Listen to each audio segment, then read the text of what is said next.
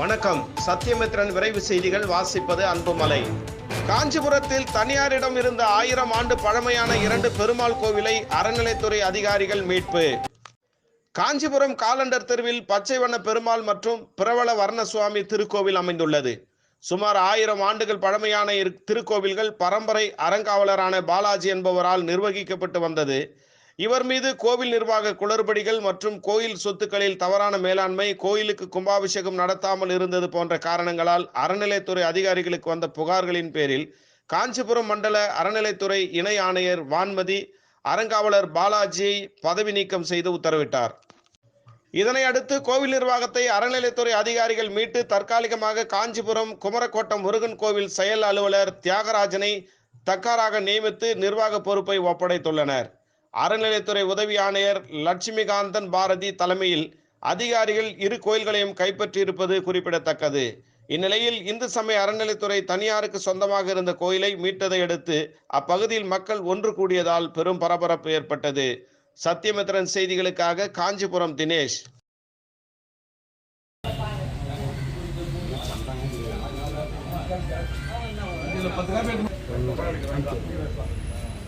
இத்திருக்கோயில் தொடர்புடைய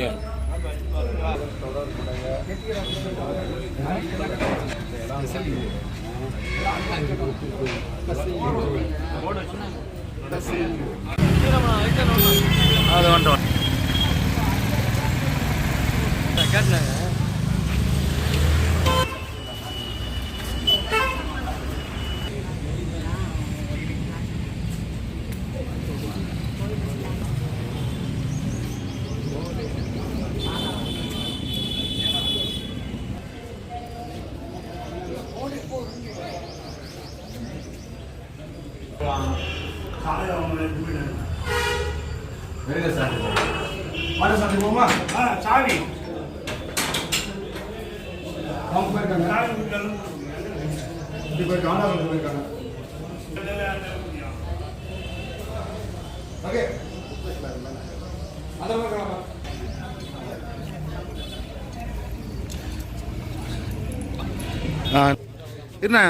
இங்க பாருண்ணா, இங்க பாருண்ணா, சும்மா ஒப்படைக்கிற மாதிரி.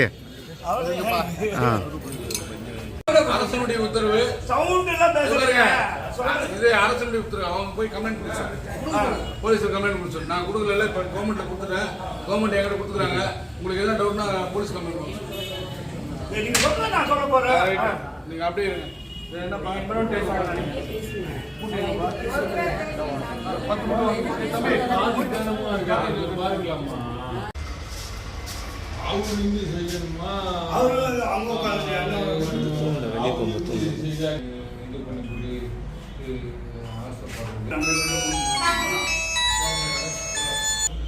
எங்க பஸ் ஸ்டாண்டு தப்பா சொல்ல. இப்ப அவங்க எனக்கு செல் ஆஃப் பண்ணுங்க, செல் ஆஃப் பண்ணுங்க, ஆஃப் பண்ணுங்க சாமி, ஆஃப் பண்ணிட்டேன். உங்களுக்கு இந்த கோயில் இல்லைனாலும் நான் எந்த கோயில்ல போனாலும் நான் இன்னைக்கு அப்பார்ட்மெண்ட் போட்டு தருவேன். கரெக்டா டாக்டர் ஒத்துக்கிறேன்.